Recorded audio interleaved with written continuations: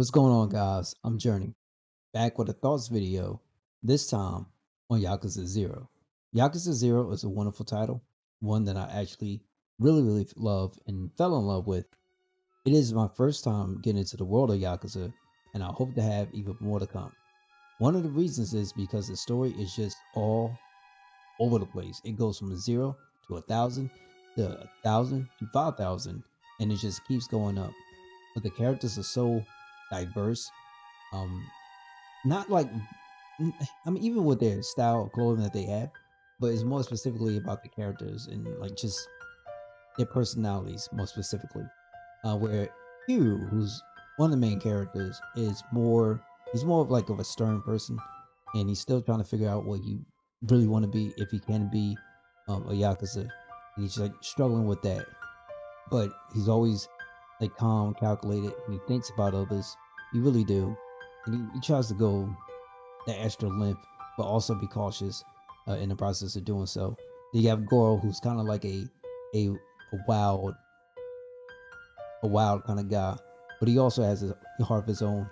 And because he didn't necessarily follow orders within his own family, he got essentially thrown into like a dungeon where he just essentially got tortured for basically about 2 years. And then they essentially wiped him off the map. He came back, and now he kind of runs a like kind of like this big VIP thing, and he does have to do a job for the family. And depending upon the completion of that job, he can supposedly he'll be able to get back within that family. But a lot of stuff happens in between all that, which then leads us up into a lot of events that does take place within the story, and it's all centered around a particular individual over the most kind of like the silliest thing you could possibly think of, but it's understandable. Uh, what they're fighting Lily for is something that could change the Yakuza for the most part. And so everybody is in there, and there's so many branches of it. There's so many different moving pieces. It's crazy. Whereas GTA, and there's a saying for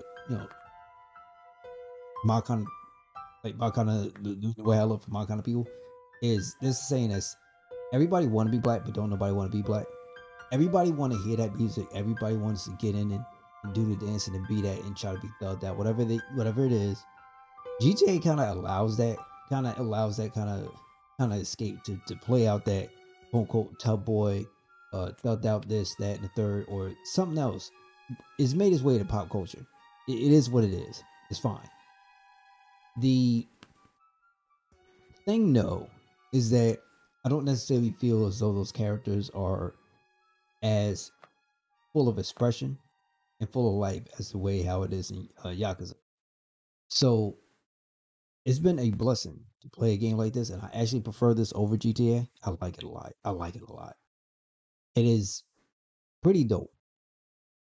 You don't have a lot of like crazy stuff, but the things that is crazy is the interaction with characters, the things that they do. You got to do running around in essential like in a pamper, dancing and just happy with his happy face. It's crazy. So I don't know how to put it.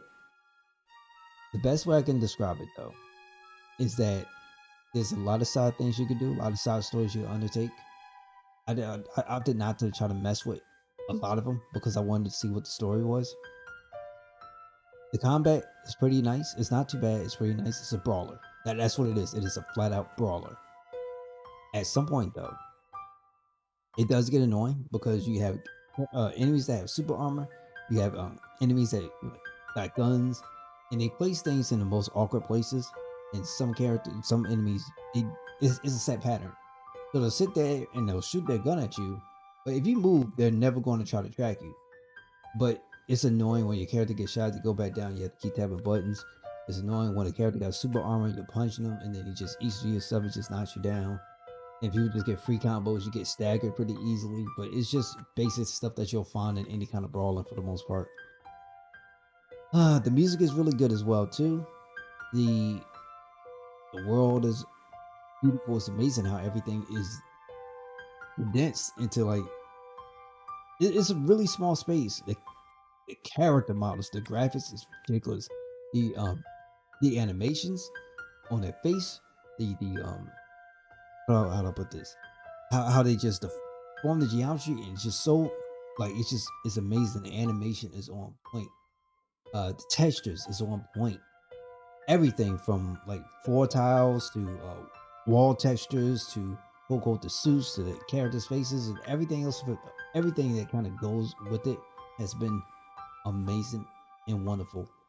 The night lights that you're walking through the streets are probably illuminated. They look amazing. They set up a nice kind of like view that you're kind of walking into the red light district, but it's crazy. I love it. Go ahead and go get it for yourself. I recommend this wholeheartedly. I can't wait to do the rest of the series because I'm still very curious on what happens to everybody. I'm just ready. I want more. I want more.